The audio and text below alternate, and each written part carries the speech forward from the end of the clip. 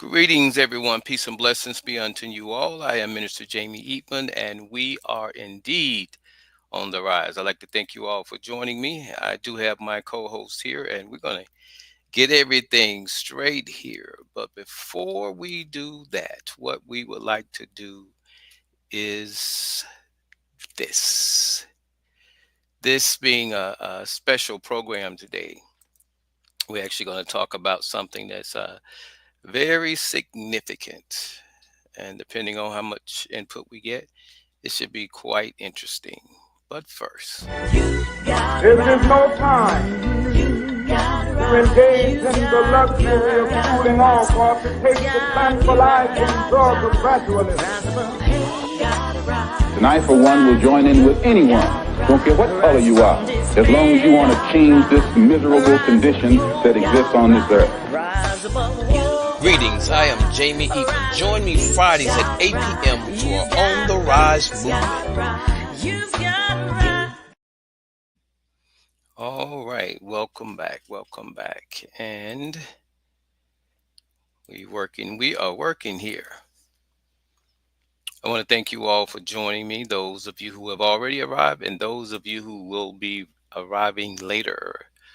Brother Gregory, I can't seem to get you on the screen for some reason,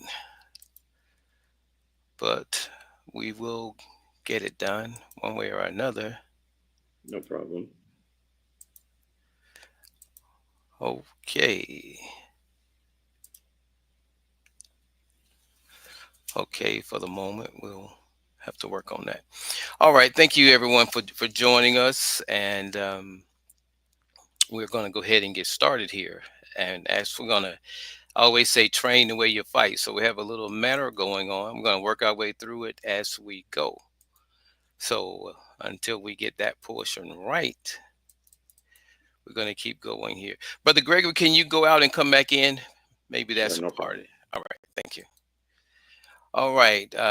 Welcome, my cousin, Lonnie Eatman. Peace and blessings be unto you. I pray all is well with you. I don't do Thanksgiving, but because it is a holiday time frame, I normally try to, make it seem like I got that festive mindset. So I normally just say happy holidays, but peace and blessings. Give my blessings to the family. Our program today is going to be about a special on Black Friday. So let's see how this goes here. And as we get into the program, it promises to be an interesting one. Brother Gregory, I don't know what's going on there. Can you No say something? problem. Can you hear me? Uh, Cousin Lonnie, can you hear my co-host Gregory? Okay, I don't think if you can type yes or no in the room for me. Okay, I don't know what it is, Brother Gregory. We first time I've ever seen this one, but in any case, we're going to be talking about the matter of. Oh, you can hear him. Okay, great. So, brother Gregory, you can talk to me. I guess we just have to play it like that, No and problem. he can hear you. So, how you doing today? All right. I'm doing pretty good. Well, that's good to I hear. had a Well, we pretty good Thanksgiving. How about you? well I did, I went by my in-laws' house, and I actually left my computer in the car and make sure I didn't do anything that take away from being somewhat good company. But That's it went good. well. The meal was good, so I enjoyed it. That's good. So I'm I grateful. had some leftovers today, so I'm really good. Well, we brought some leftovers home, and I had some of those as well. All right. So I'm glad, brother, cousin Lonnie, you can still hear Gregory, right? Just let me know so that way we can go ahead and roll with this. I don't want to be having a one-side conversation as the audience hears it. We're gonna go ahead and continue. Okay. So your thoughts. Today is supposedly Black Friday. What are your thoughts on that? Um, I mean, we all know the truth about Black Friday. Black Friday is just another way of getting people to buy things. It's a consumer push, just like, Valentine's Day, just like Christmas, just like Right. every other holiday. It's just to get people to buy stuff. Right. I agree with you there. Let me go ahead and do the prayers so we can open up here properly. Most Holy Father, we thank you. Father, we just thank you for the opportunity to be here again for another program. We thank you for this topic that we are about to partake of. Thank you for everyone that is going to be coming, that shall take part of this program, as well as those who shall encounter it later. I pray something will be said that will make be of some benefit to them in their life, something that might educate, motivate, or inspire them to rise above life situation and circumstances. We give you honor and glory in all things. It's in the spirit of Christ we pray. Amen, amen, and amen. All Amen. right. I like what you said there about the dollar thing. That when I kind of learned about the holidays and a little bit of history behind them, because it's been a long time since I celebrated any holiday, to be honest with you. Right. I still might go and visit the family, but they all know that I'm they're visiting, and they probably think that's just the reason to get with them and celebrate it. But I Hmm. really have a contrary spirit when it comes down to the holidays and celebration. Most of them either has some ill thoughts behind them, or as you say, some hidden motives. And the one with the Black Friday, I was actually thinking about it today. When you think about the concept of Black Friday and people going shopping, there's some things they put out early on, and there's some things they may save for later. So those Hmm. things that they may save for later, maybe the better things, I don't know. But if you can get the people money early on, you can determine what the price really needs to be, how much money and profit you've made. I don't know quite how they figure it, but I'm sure there's a lot of thought that goes into it. Right. On everybody's part except ours. We just willingly take out money there. Want to say greetings, Lady Antoinette. Peace and blessings be unto you. Thank you for joining us. Lady Antoinette, if you can see if you can figure out why Brother Gregory can't get into the room. Okay. All right. So now that we've kind of broke the ice concerning Black Friday, Hmm. did you go out and take advantage of any of those prices, Brother No, Gregory? I didn't. You I didn't. Because even though it's currently used as just a way of creating sales, the original reason for Black Friday was because law enforcement had a very hard time keeping order during those time of sales. I don't know if you remember, but back in the day, people would line up outside of those doors because stores are trying to get rid of stuff for the coming Christmas holiday. And so police had a very hard time trying to get those people calmed down and get them in order. And it actually caused deaths in the past. And so the police officers would call this day Black Friday. But it's truly just because store prices, they would drop them down to, half off, 75% off, whatever off, trying to get rid of stuff so they can bring in Christmas inventory. And when they would do this, of course, people would try to take advantage of these deals, and literally chaos would erupt from it. And so, generally speaking, police officers would never get this day off, and so they would call this day Black Friday because in the past, people have been trampled on, people have died from it just because stores were trying to get rid of products. Right. And Okay. so that's the original meaning behind Black Friday. But now that people are more aware and that people could get hurt, trying to rush in, they've calmed it down since then. And stores have not, been slashing prices as drastically as they have in the past. Where I remember when you could buy a TV for $5, people were rushing trying to get that $5 TV, and it was literally a bad weekend for everybody. Right. And so that's the origin of Black Friday, but it's now just used as a sales gimmick. Right. Okay. And there's probably a lot of thought that goes into what items they sell. I like what you said about the items that they were trying to get rid of early on.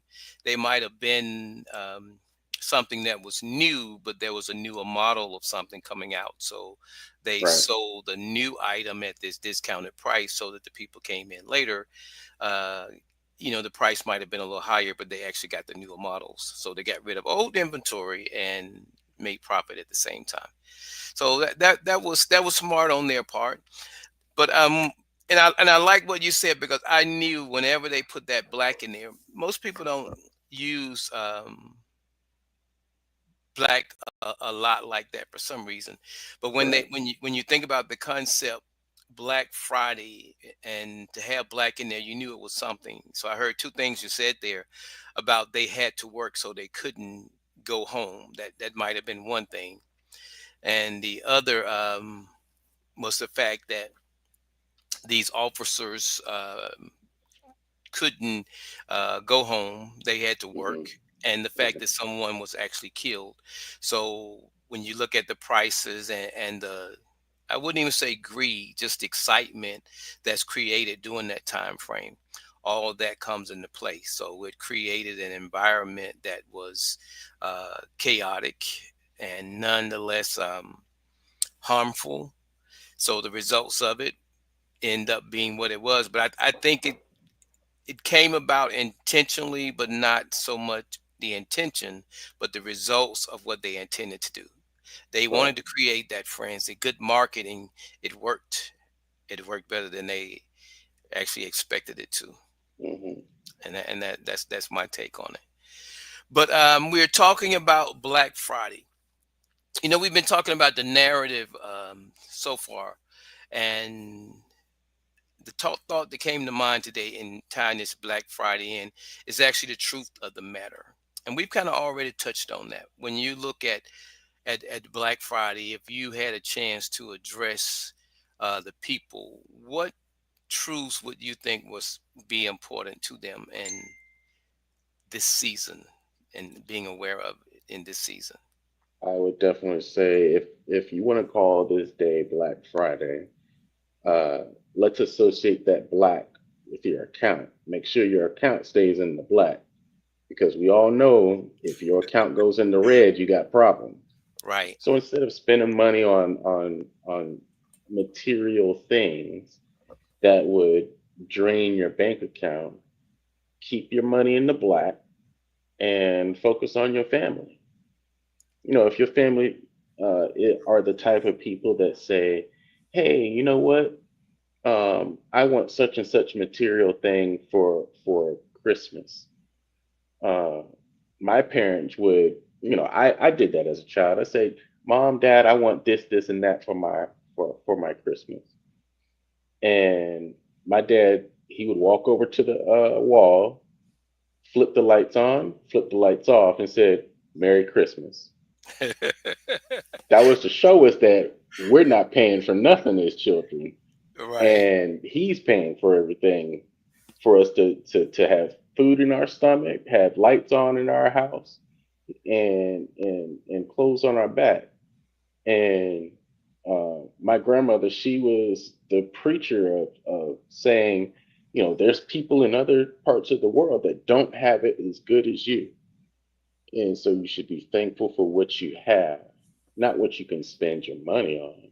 Hmm. Right. And that makes perfect sense. Every time I hear you talk about your dad, I love the man that much more. Just his reality. I like that. And that's really something to think about.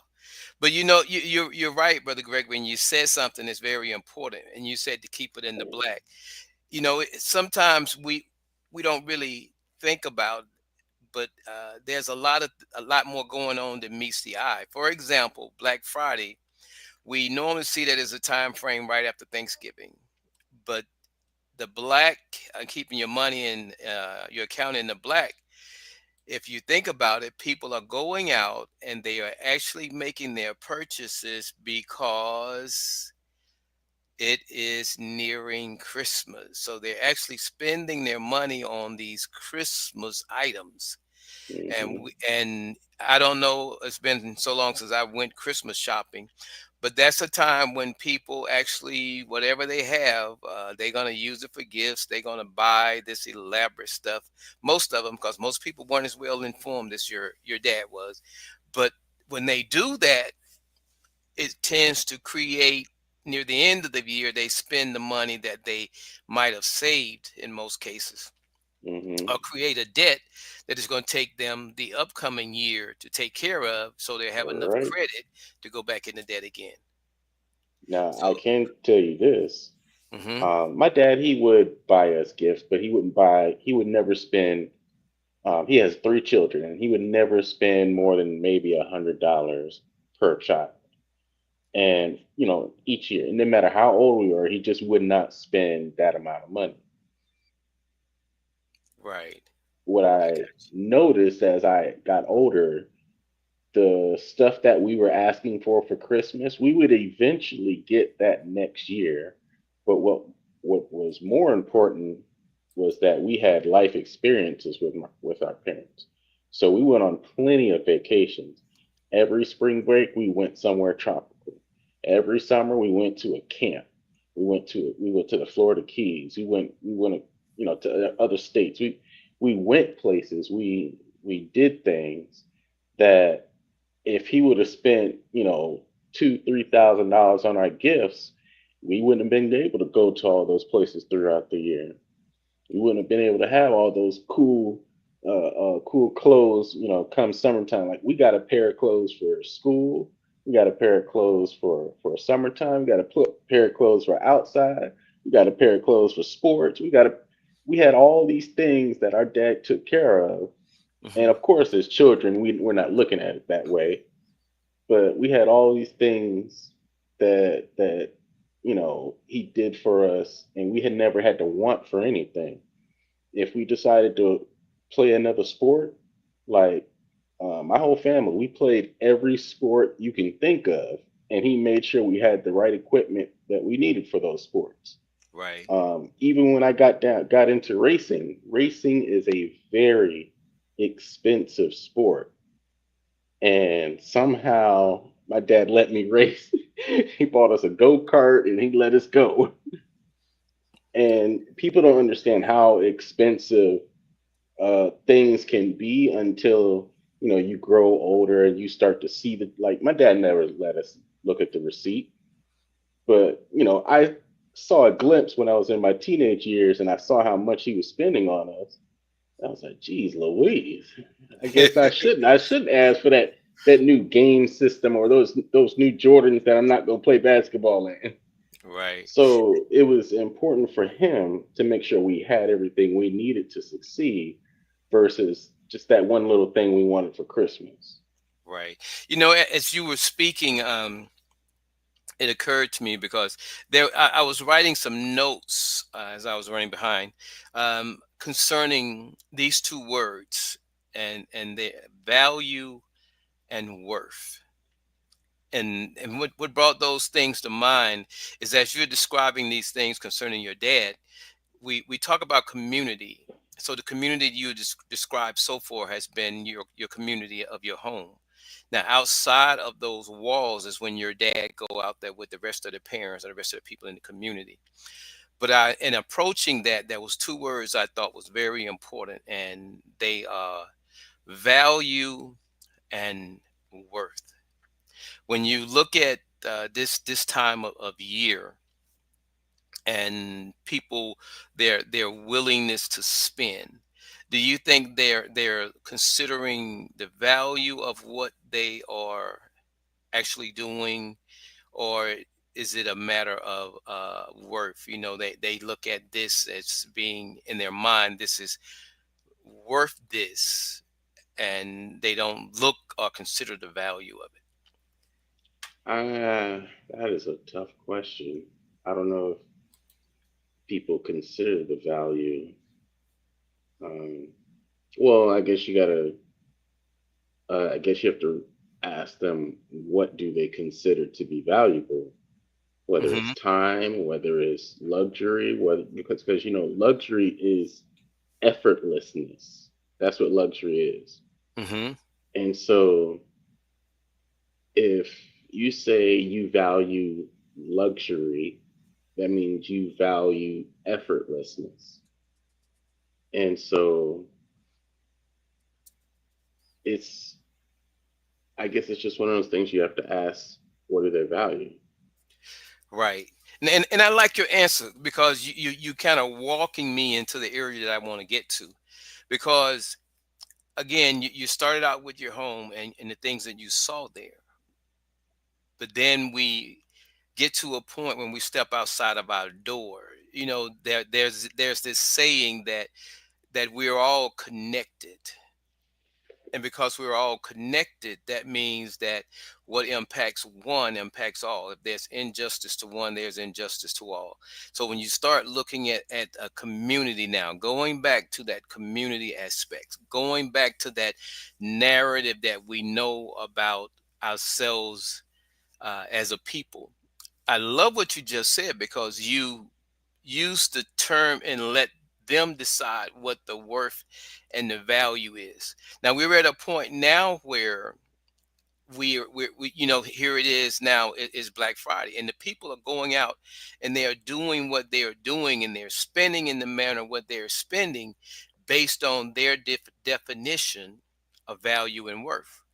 But when we look at it as a community, when we look at it as a people, when we look at it from the perspective of the narrative, do you see where in order to change the narrative, there has to be some changing of minds or habits or practices? Yeah, I think there has to be a um, changing of the minds Hmm. because you probably won't be able to develop a new narrative if people are all scattered in different directions. And that's when you were saying that, that's what came to mind because when you look at that, they're naturally gonna market to us, so they're gonna make it look good so that the money that we have, we're gonna rush out and spend it because, as you said, we as adults, we haven't gotten to the point where we can kind of let our children know the deal with Christmas, so we're still trying to do what Mr. Claus would do and all this other great stuff. We still letting that lie go, and because we letting that lie go, we live in that lie, and that lie is costing us more and more each year. Hmm.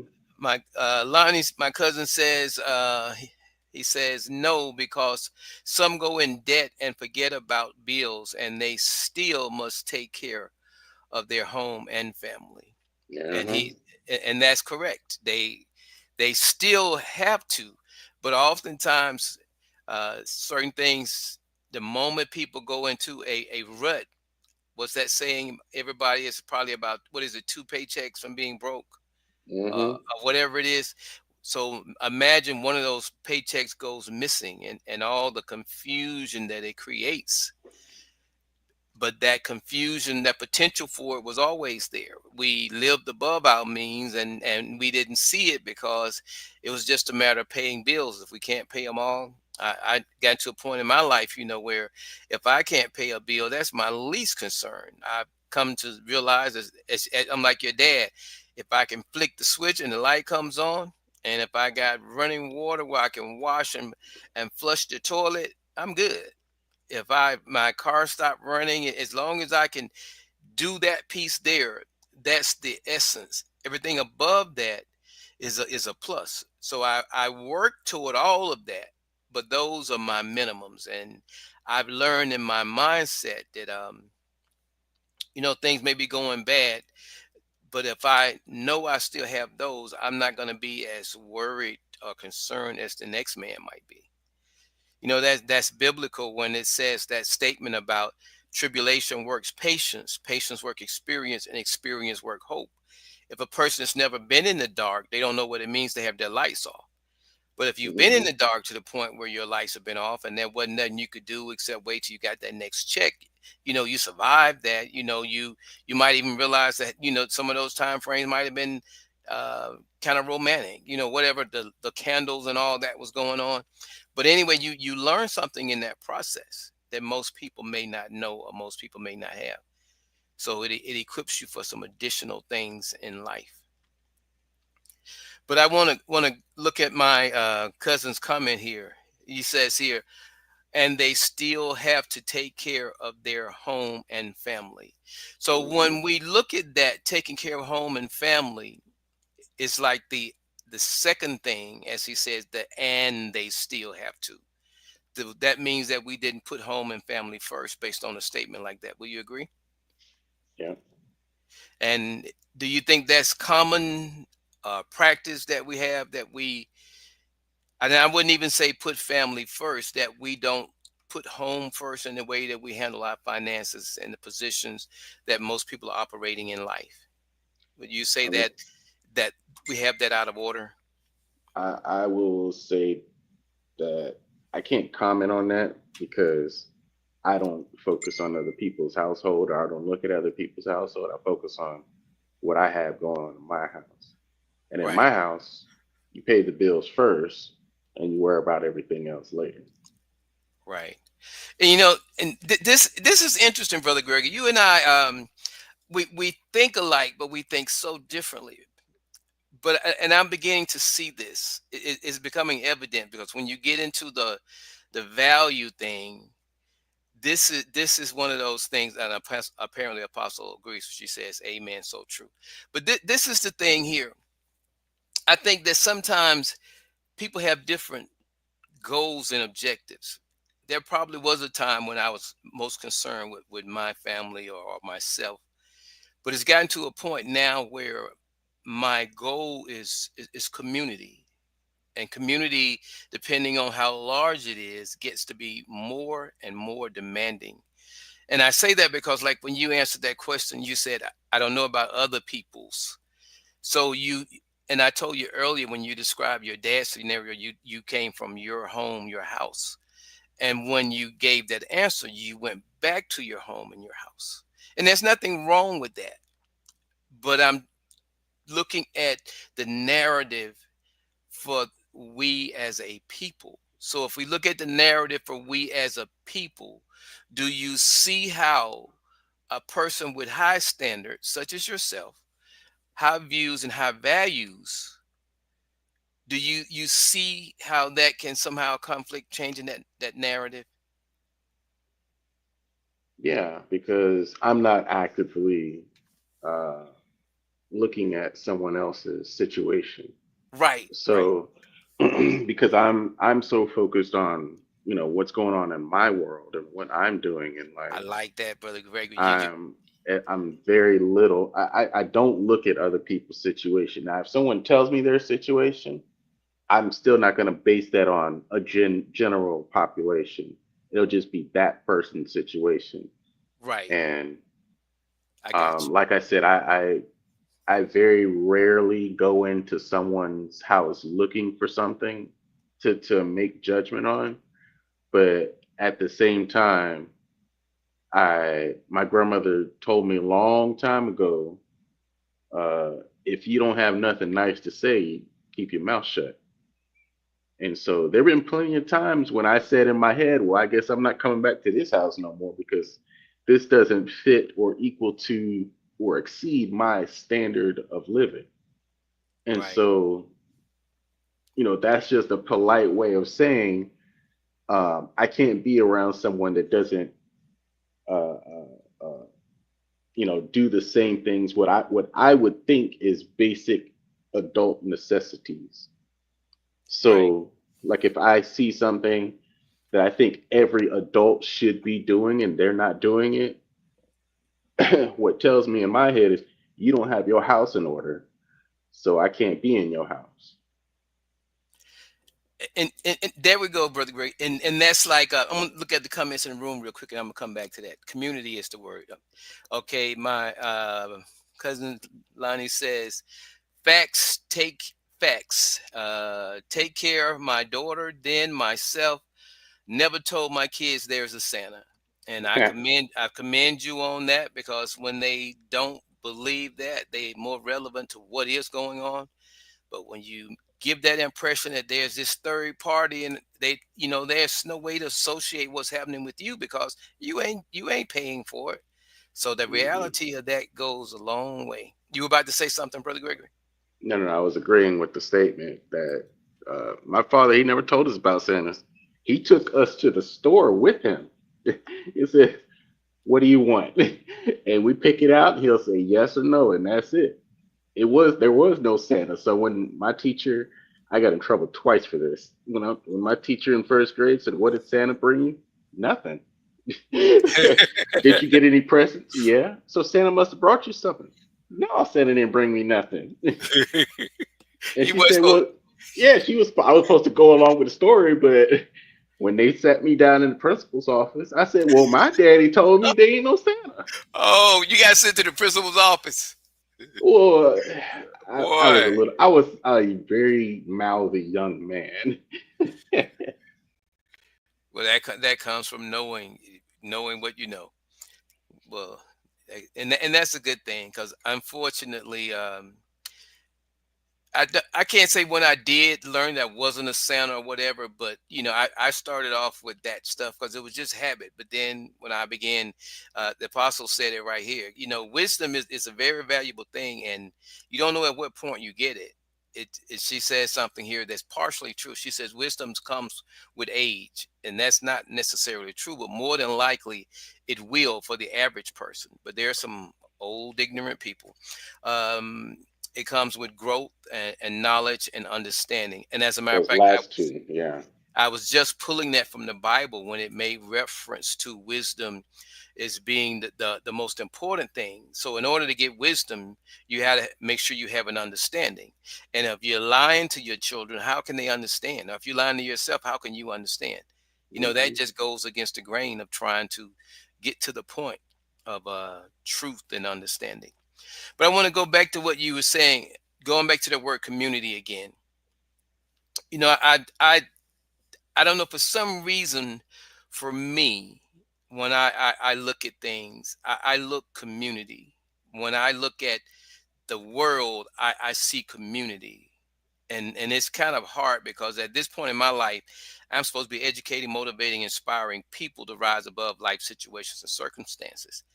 But because I am a black man and my community, before I can get to a world community, there's a community of my people, which are black people. So when I look at my people, we have some issues and problems that, if we don't address them, they will continue to linger. And the Bible says that my people are destroyed for lack of knowledge.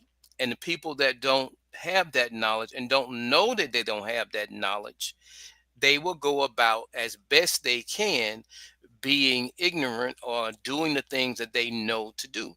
So when we start looking at how do we change things, that becomes a challenge. I can honestly tell you that my children, since I think it was 90 92, hadn't enjoyed a Christmas because I ain't bought nothing.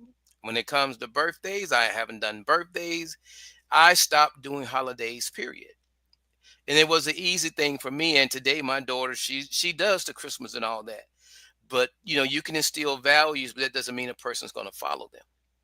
So when it goes back to the community concept, only way the community is going to change something is that it has to be addressed. It has to be identified. If you think about the faith community, if you don't call evil evil, if you don't call sin sin, you'll end up with a church, um, eventually full of, I wouldn't say full, but but compromise. It's like a wall. Nehemiah in the Bible, it says he stood on a wall with a sword, and there was a gate.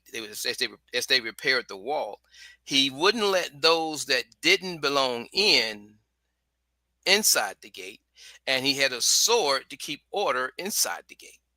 So take away that gate, if you can imagine the people going back and forth. There would be no order. There would be no structure. So I'm saying that to say this: when it comes down to my view of we, us, when I use that term, I look beyond my immediate surroundings. I'm looking from a more of a global perspective, if you will. So when I look at it like that, I see those things like when you say that. that's their house. That is their house. But we have to get to that point where we are trying to move forward.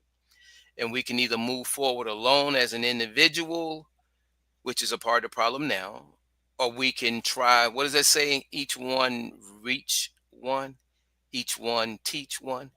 That's Hmm. the only way we're going to ever get to a community, is to be able to do that. Your thought? I completely agree. What popped into my head was um, growing up, being taught by my pastors and my godfathers and everyone around me to lead by example. And the best leaders are followed, and they're not appointed.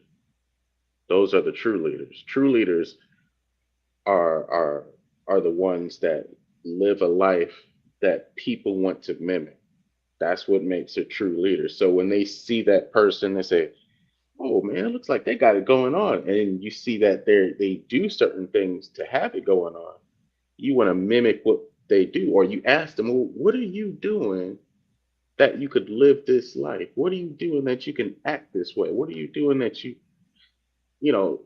And then you can ask the very opposite of that. When you see someone leading a bad life, or they're having problems here and there, you can ask them the same questions. Well, what are you doing to lead this life? What are you doing to act this way and say these things?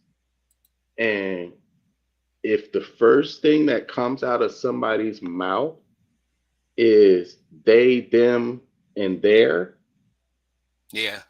that means they're not taking any accountability for their own life, Hmm. because there's very few things that another person can make you do. It's very few things.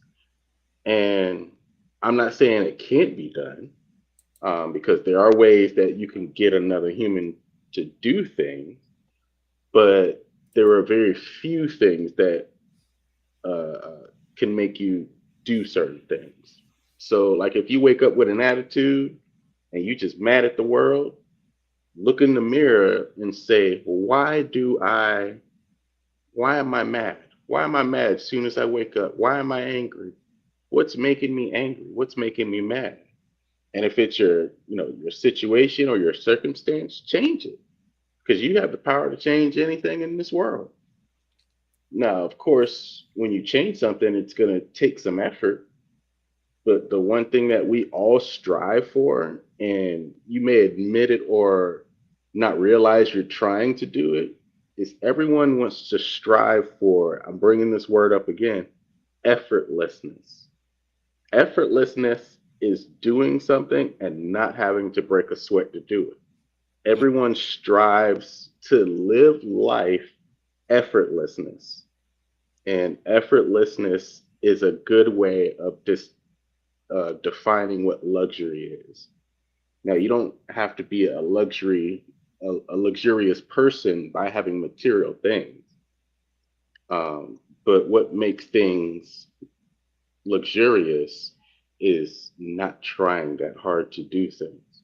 So if you wake up with a smile, you wake up being happy, and people say, "You going to work?" "Oh no, I'm just going somewhere to make some money, so I can pay my bill." It's not work for me, because I view it as effortlessness. If you change your mindset to Hmm. think in a manner that this is just something I need to do in order to keep the lights on, versus something I have to do, your mindset changes. The way you think about things starts to change.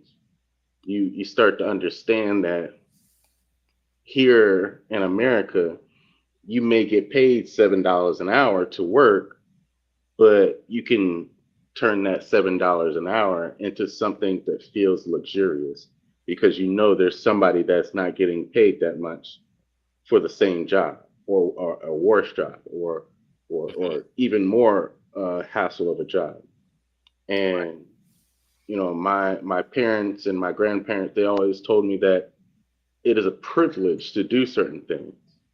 Like if you ever see someone standing at a bus stop and you're inside of a car, It's a privilege to drive a car. It's a luxury to drive a car.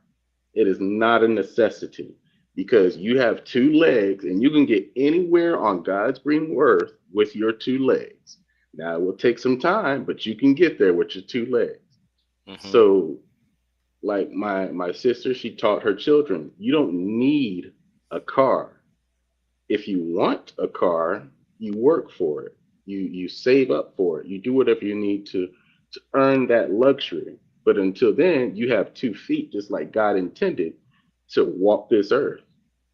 And so, people have to understand that whatever situation you're in, you just have to start to view it differently and view it as a luxury. And it's not tricking your mind. It's just understanding that there are people that are worse off than you, and they have a really hard time of it. So, whatever your situation is, if you're listening to this podcast, you have the luxury of sitting down and listening to this podcast versus someone that could be working right now on their third shift. They don't have that luxury. So be blessed and understand that you are blessed. Right. You said something, Brother Gregory, that's very important.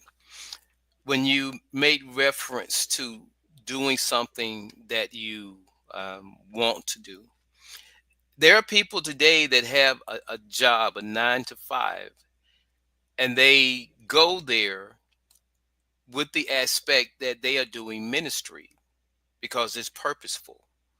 So it isn't. It's more how you see it. Like Hmm. it goes back to what you said, where your mind is. If your mind is captive to that place, if it's your mind is bound by the setting that you're in, you get up. You might wake up, say your prayers, do your little confirmations and all that, but get to work and all that's drained because of the space that you're in. And sometimes people love money so much, those people in those type environments, sometimes they're stressed because they have what they call stressful jobs. And sometimes it may not be the job, it may be the people around you. But in any case, it goes back to exactly what you said. It's a mindset. When you get to the point where you begin to see that environment for what it is, if you going to work with the mindset, I'm going to make a difference in these people's lives, and when they come, I know that this person is going to try to anger me. What helps with that? There's some things I learned, and as I learn them, they begin to work for me. A person that angers you controls you.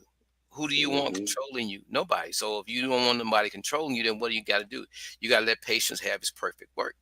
So at that point, when they come, you need to be making sure that that person doesn't anger you. When you look at it, also that the fact that patient has a perfect work. If you're trying to work toward being humble, being a child of God, and you know that you're losing it, that means the patient is not having its perfect work. So there's a lot of motivators that, depending on where a person is, that one can apply in their life that's going to change their scenario. But what I want to do is this, Brother Greg. I looked at this particular Black Friday thing. I mean, because I've been talking about the narrative, I was going Hmm. somewhere with this narrative all along, and I'm kind of there now. But I actually did a little video, which I'm going to share, but I want to get your thoughts on it. When we look at Black Friday and the thought of how long our dollars circulate within our community, now that has nothing to do with Black Friday. Black Friday probably has something to do with that. In other words, Black Friday didn't cause that. Maybe that caused Black Friday. Does that make sense? Hmm. So when I look at it from that perspective, and my thought were that if we, knowing what is about to occur with Black Friday, and if we set aside a certain amount um, for something else that would benefit our community, what better time to do it than during a time when we are psychologically know that our resources are about to be drained. Do you think that would be a good time to ask someone to actually give something towards something that was going to benefit the Black community? I would say, yeah. Um, I think, well, prime example here in Georgia, we have very mild winters. Um, we may have one or two snow days, and that snow may never even stick. So, in comparison to other parts of the United States, we have very mild winters. And the one thing that my parents, coming back to my what I know, what we would do every winter is we would hand out, very thick socks, very thick underwear, very thick shirts for the homeless. Mm-hmm. And now, mind you, it was not expensive. It was not expensive at all to purchase those things because we go to the dollar store and you get like 4 or 5 pairs of socks for $1. Well, this is back then. Sure, it's probably a little bit less now, but um, that same amount of money that my dad would normally give us for just extra spending money, he would give us the opportunity to buy things for the homeless, and we'd spend half a day inside of Dollar General purchasing very basic things that the homeless may need, and we would hand them out. And it taught us very quickly as young children that during the holidays, everyone should receive something. Everyone, even the less fortunate, moreover, the less fortunate. And I have been doing that every single holiday. Like when every holiday that comes around, especially in the wintertime, I hit up all the holidays in the wintertime. We hand out food, we hand out clothes. Because we understand, just like you said earlier, some people are only 2 paychecks away from being homeless, from being broke, from being Mm-hmm. on the streets. And all it takes is a helping hand, even when they're too proud to ask for a helping hand. Say, here, you know what? Just keep it in mind for somebody that you might know. And because the one thing that we all learned from, um, uh, as children, learning when we're handing out things to the homeless, everybody has a different story. There's not one thing that was common amongst all of them. They all had a different story of why they were homeless. Right. But it was the one thing that was, I could say there was one thing that was common. It all happened all of a sudden. It wasn't something that gradually happened. They just gradually decided to sleep outside and just stay outside. It wasn't something like that. It was something that Mm-hmm. happened all of a sudden that they weren't prepared for. And so we would help them find resources and things like that. And it taught us to be empathetic to other people's situations. So, but the first thing that my dad said is, you can't give until your house is in order. You can't give nothing to nobody. You can't buy nothing for nobody. You can't do nothing for nobody until your house is in order. So always check your house first. So if Mm-hmm. you're gonna give out some t-shirts and socks, do you have enough t-shirts and socks? Check your house first. So Right. I would employ everyone in this chat that's listening. Check your house first. Make sure your house is in order first before you start buying gifts on Black Friday and all this other stuff. Before you start buying things for other people, make sure you have everything you need first. I said this at the beginning of the show. Let's try and keep our accounts in the black, but also make sure you're not 2 checks away from being in the red. Right. I was asking that question, Berg, because this is something I put together. I'm gonna get your opinion on it. Hopefully, I sent it to you. I'm not sure if I did or not. But listen,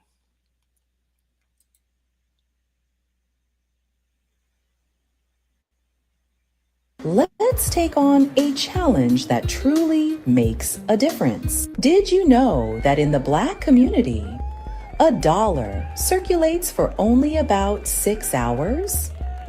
Compare that to other communities, where the same dollar moves for days or even weeks. This Black Friday, we're changing the narrative. We are challenging you to take control of your economic power. How? By purchasing just $10 of R2PIP. R2PIP is a cryptocurrency built to empower our community. Use it to shop with participating Black-owned businesses, or swap it for BNB or GUAPX tokens. A revolutionary way to support and grow our community through the On the Rise community. It's simple, it's impactful, and it's time. As part of this movement, join the OTR movement today. Head over to www.otrcommunity.com for details. Click the R2PIP community link to learn more about how your participation is driving prosperity. This Black Friday, take the challenge. Buy $10 in R2PIP tokens. Be part of the change. The Rise to Prosperity Incentive Program is redefining how we build and grow together. Click the R2PIP community link to learn more about how your participation is driving prosperity. At the movement core is the R2PIP token, designed to reward and empower individuals committed to uplifting our community. R2PIP isn't just a token, it's a vision for the future. It represents opportunity, innovation, and the power of collective progress. By participating, you're not only investing in a token, you're investing in a future where we thrive together. Join us. Be part of the Rise to Prosperity movement. Tune in to YouTube REI Rise to Prosperity for Black Friday special on R2PIP. now there's something I put together leading up to today's program. And I really didn't expect much results from it because I waited to the last minute to actually do it. But I'm one of those individuals, I try to be objective, and I thought about, my audience and what it was that they were being asked to do. So I asked you the question before showing you that. Now, having seen that, there's a lot of explanations and questions that people would have, but the people that know us, when because we influence a certain sphere of people around us. So when we see something like this, we should be able to embrace it, or at least ask the questions concerning it until we can embrace it or disallow it. Because in all I get, and we have to get an understanding.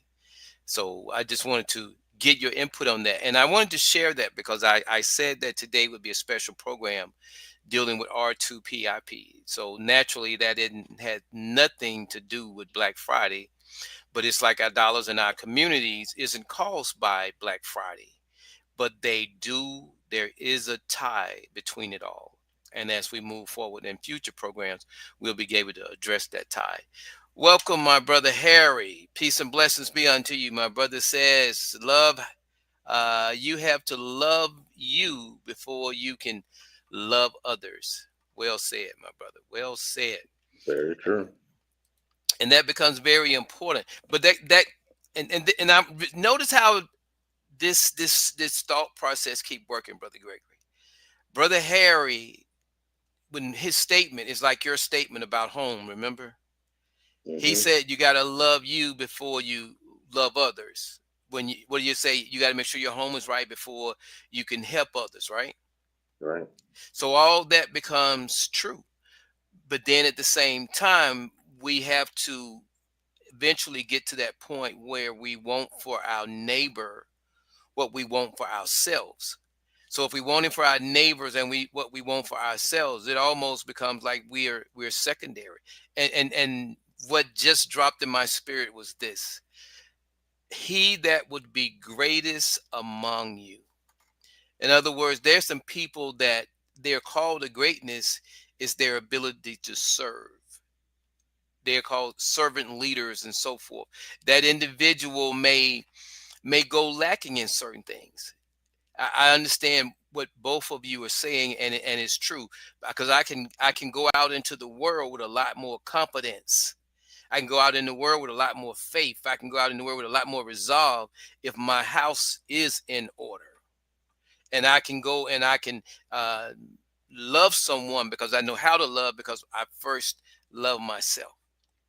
But those things are important, and as we work on those things as we move forward, we want to keep that statement in mind, that we want for our neighbor what we want for ourselves, because there comes a point where we actually don't know, and we don't know that we don't know. And why do I believe that? Because I know there was a time for me when I didn't know, and I didn't know that I didn't know. So when I came into knowing, I now know that there's some people that are just like I was, that don't know that they don't know, and they're going forward comfortably with what they know, which they don't know that they don't know. So either I'm going to be able to speak into lives and maybe help them get where I get from that place to where closer to where I am, or even beyond where I am. But that is something that takes time. We have to be willing to reach out, reach back, as the word says, teach, correct, reprove, rebuke. There's a lot that goes into that, and the community aspect of it, changing the narrative. How do we change the narrative? It isn't an easy task. Even as we are here now talking about getting this done, as Brother Harry pointed out, we got to deal with self. We got to get beyond self. As you pointed out, we got to deal with our homes. We got to get beyond our homes, because until we are actually ready to come back out in the community, let's just say the neighborhood first, we aren't going to be able to do anything. So when we can get out there in the neighborhood, then now that we're in the neighborhood and we're saying we're not talking about we as in the household anymore. And when we get in the neighborhood and start making things happen, then maybe we in the city. And we can get into the city, then maybe we in the state. We in the state, we in the United States. We in the United States, then we in the world. Our vision it gets larger, it gets bigger as we begin to operate and see things, or our field of vision enlarges. I wanted to welcome Sister Joanne and all of her hellos. That's how people come to try you, Joanne. But in any case, welcome, welcome. It's been a while since you came. You are indeed welcome. All right, Brother Greg, anything you want to add to what I just said? No, you definitely hit the nail on the head, and we have to uh, be good servants as well. And I do agree with serve your neighbor first, and you know, like I was saying before, you have to be, have your house in order, in order to do things. Mr. Harris, he said, you have to love yourself first before you can love anyone else. And what people are growing to understand is that when you actually help someone, when you actually, see someone in need of help and you help them, and no matter if it's physically or in some sort of other way, Hmm. it's always a good thing for someone to do that, and it just makes you feel better. And so that's also a way of a way of loving yourself, is just helping others, because you feel good about after you help someone. You feel energized, ready to do something else. And a lot of people, that's usually why they volunteer. They're not looking for any type of monetary compensation, um, because they know it's going to make them feel good about things. Right. Well said. Well said. I want to share another video with you all as we're winding down. You know, when I was in Augusta, there was a lady there named Joanne, and no, Geraldine. And I never really got to really know her because she was kind of standoffish. She would always laugh. And sometimes when people do that, you never know whether they think they're above, beneath, or whatever's going on. But she always did that. But what stayed with me concerning her was that she used to have this thing where she would write the word black on her dollars. That I later learned was a level of consciousness that we have to have. I want to share this other video with you all, see if it blesses you the way it was designed to.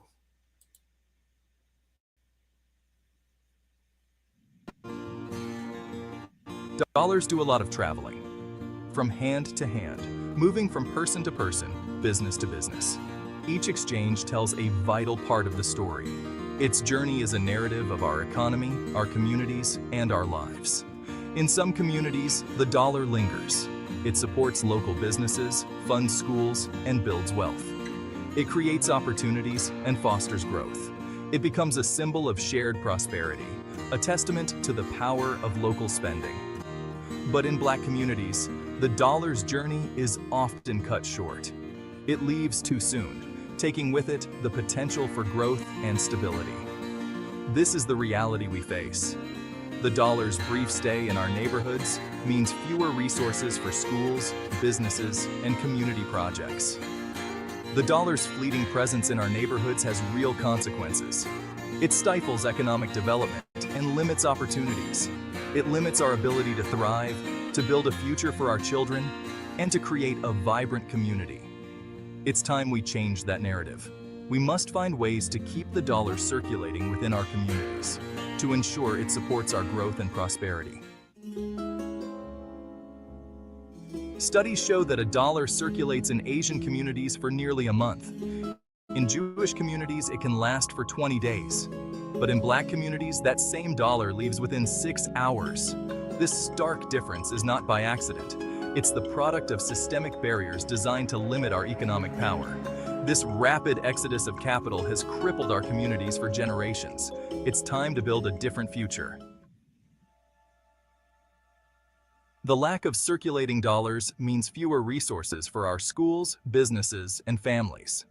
It's harder to start businesses when consumers don't have the capital to support them. It's harder to invest in our children's future when every dollar is stretched thin. This cycle of economic scarcity has persisted for far too long. We deserve better. Our communities deserve a chance to thrive. A beacon of hope. In the heart of our cities, where diversity thrives and cultures blend, there rises a beacon of hope. The OTR community, a grassroots organization committed to Black economic empowerment, is working tirelessly to rewrite this narrative. They are not just an organization. They are a lifeline for many. OTR stands for On the Rise. This name encapsulates their mission, vision, and call to action perfectly. Their mission is simple yet profound: to keep Black dollars circulating within Black communities. This circulation is vital for the economic health and sustainability of these neighborhoods. They believe that by supporting Black-owned businesses and investing in our own neighborhoods, we can create a more equitable and prosperous future for all. This belief is the cornerstone of their efforts. OTR is more than just an organization. It's a movement that inspires hope, fosters unity, and drives change. It's a belief in the power of community. A belief that together we can overcome any obstacle and build a brighter future for generations to come. Currency of change, a concept that goes beyond mere transactions. It represents the power to transform lives and uplift communities. At the heart of OTR Community's strategy is the R2PIP token, a digital currency designed to enrich and empower communities. This innovative token is not just a means of exchange, but a tool for empowerment and growth. R2PIP, which stands for Resources to Rise to Prosperity Incentive Program, is a beacon of hope for many. It symbolizes a new era of financial independence and community solidarity. This token allows users to earn and spend within a closed-loop system, making it possible for dollar to circulate within the community multiple times before leaving. This ensures that dollars stay within the community longer, supporting local businesses and initiatives.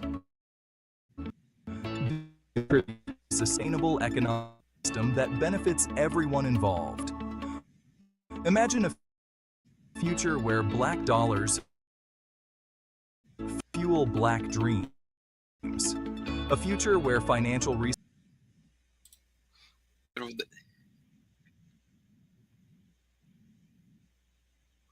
Okay, I stopped that video because my computer is low on resources.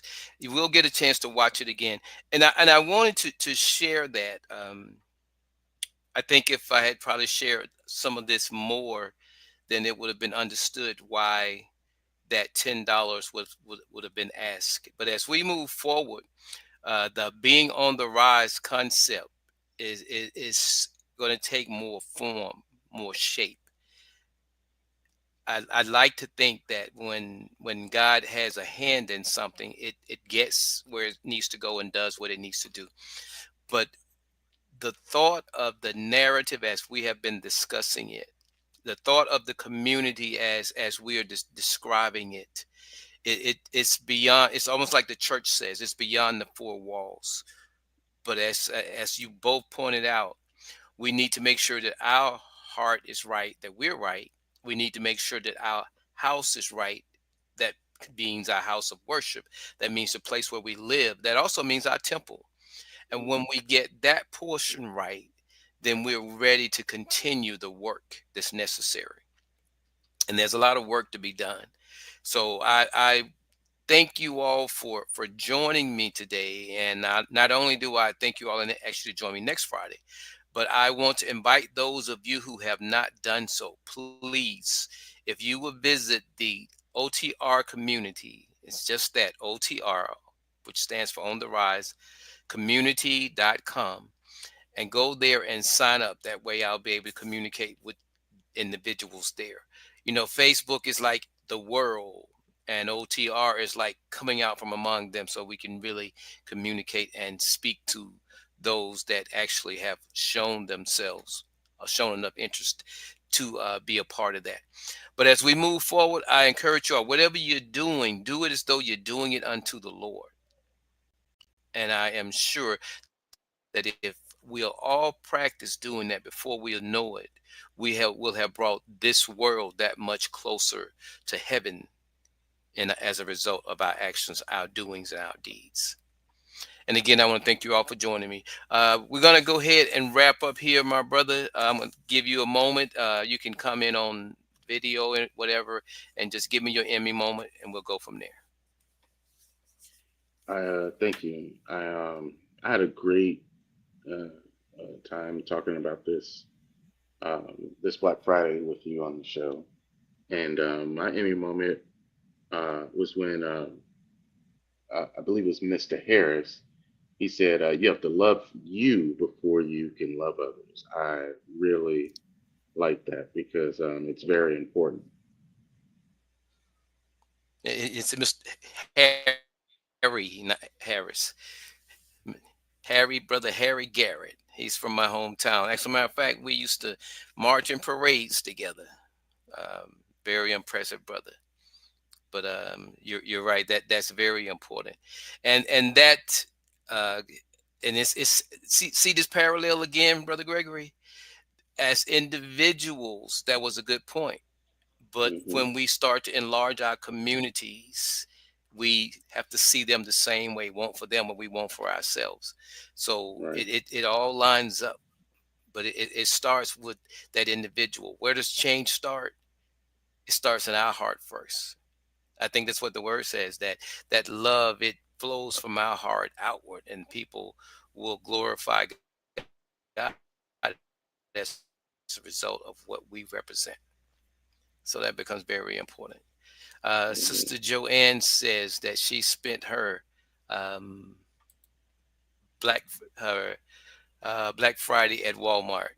Well, at least you didn't spend your money there. You were there working, so that's a plus, Sister Joanne. Very good job. All right. Anything else, brother Gregory, before I close out? No, that was a great show. Okay, thank you very much. And brother Harry, indeed, thank you for joining me here today. This is a different environment. I think it would do well if you would care to join us. So this offer is extended. Just let me know. All right. Again, thank everyone for joining us. My Emmy moment is this. You know, when it comes down to the narrative, we've been hearing what the world has had to say for so long. And God has been speaking to some of us. So there's a narrative that we operate out of. As a matter of fact, the scripture says it this way: be ye in the world, but not of the world.